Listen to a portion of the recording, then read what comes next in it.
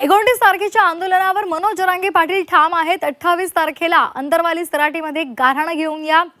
अर्ज आणि कागदपत्रांसोबत तुम्ही आपलं गाऱ्हाण इथे घेऊन या असं आवाहन जरांगेंनी केलंय। आंदोलनासंदर्भात जरांगेंनी फेरविचार करावा अशी विनंती विखे पाटलांनी केली होती। मात्र त्यावरही जरांगे पाटलांनी आपण आंदोलनावर ठाम असल्याचं सांगितलंय। राजकीय कारणास्तव जात प्रमाणपत्र रद्द झालं असं म्हणत विखेंनी अधिकाऱ्यांवर खापर फोडलंय। तर झारीतल्या शुक्राचार्यांचा बंदोबस्त झालाच पाहिजे असं विखे पाटील म्हणाले।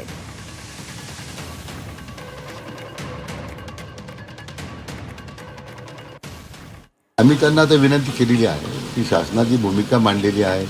आम्ही आतापर्यंत केलेल्या अंमलबजावणीच्या बाबतीमध्ये त्यांच्यासमोर शासनाची भूमिका मांडली, पण त्यांचे मी हे मान्य करतो की त्यांच्या मनात जी चीड आहे की या अंमलबजावणीमध्ये येणारे अडथळे जे झारीतले शुक्राचार्य आपण ज्याला म्हणतो ते आहेत, त्यांचा बंदोबस्त झाला पाहिजे। शेवटी समाजासाठी त्यांचं भांडण आहे, समाजासाठी त्यांचा लढा आहे। निस्वार्थीपणे त्यांनी उभं केलेलं जे आंदोलन आहे, आम्ही आमची बाजू मांडलेली आहे। आम्ही त्यांना आश्वासित केलेलं आहे।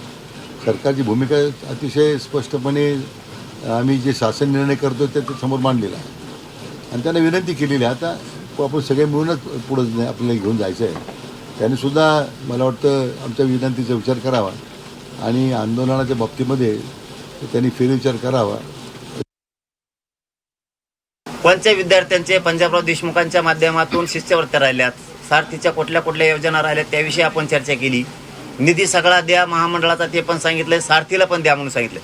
28 ऑगस्टपर्यंत ते करतोय त्यांनी म्हणून सांगितलंय, पण आंदोलन हे थांबणार नाहीये। 29 ऑगस्टला आंदोलन होणार आहे। मला हे निर्णायक आंदोलन करायचं आहे। मराठा समाजाची मागणी मला पाठीमागं ठेवायची नाहीये। मराठा समाजानं हे विषय समजून घ्या। ज्यांचे जे घराणे तुम्ही तुमचे अर्ज घेऊन अंतरवालीत यावं, म्हणजे मलाही सोपं जाईल आणि तुमच्यासाठी सोपं जाईल। तुम्हालाही कधी आयुष्यात अडचणी येणार नाहीत आणि समाजापुढे अडचणी उभा राहणार नाहीत।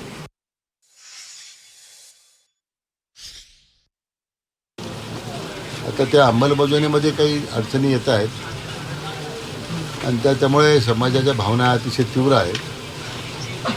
विशेष करून जात पडताळणीचे दाखले देताना येणारी विसंगती, होणारा विलंब, जाणीवपूर्वक दाखले नाकारण्याची जी काही प्रक्रिया आहे, काही अधिकाऱ्यांच्या स्तरावरून जाणीवपूर्वक ते होतं आहे असा एक त्याच्यामध्ये मूळ आक्षेप आहे। जेवढे मंत्री आहेत आणि जे अधिकारी आहेत ना, आम्हाला समोर कळू द्या हे म्हणलेलो आहे। मी बैठक लावा नाही म्हणलं तर समजा त्याचा अर्थ बैठकच होतो, पण मी त्यांना सांगितलं आम्हाला समोर कळू द्या। अधिकाऱ्यांना प्रॉब्लेम यायला लागले का सरकारच अडचणीत समाजाला आणायला लागले मराठ्यांना, आणि मराठ्यालाही संदेश जाऊ द्या देऊ। आज सरकारनं जर अधिकाऱ्यांना पुऱ्या गोष्टी दिल्यात अंमलबजावणीच्या, तर मग अधिकारी का थांबायला हे आम्ही विचारू। आणि अधिकाऱ्यांना व्हॅलिडिटीला कुणबी प्रमाणपत्र द्यायला, गॅजेटनुसार प्रमाणपत्र द्यायला, नोंदीनुसार प्रमाणपत्र द्यायला, त्याला जर काही अडचण येत असेल तर मी अधिकाऱ्यांसाठी म्हणतो सरकारकडून तुमच्यासाठी व्यवस्थित करून घेतो। आणि सरकारच मुद्दाम करत असेल तर ते आम्हाला कळू द्या, आणि सरकार करत नसेल तर अधिकारी करायला लागले सगळं सरकारनं देऊन सुद्धा हेही कळू द्या। याच्यासाठी तुम्ही अंतरवालीतच अधिकाऱ्यांना बोलवा।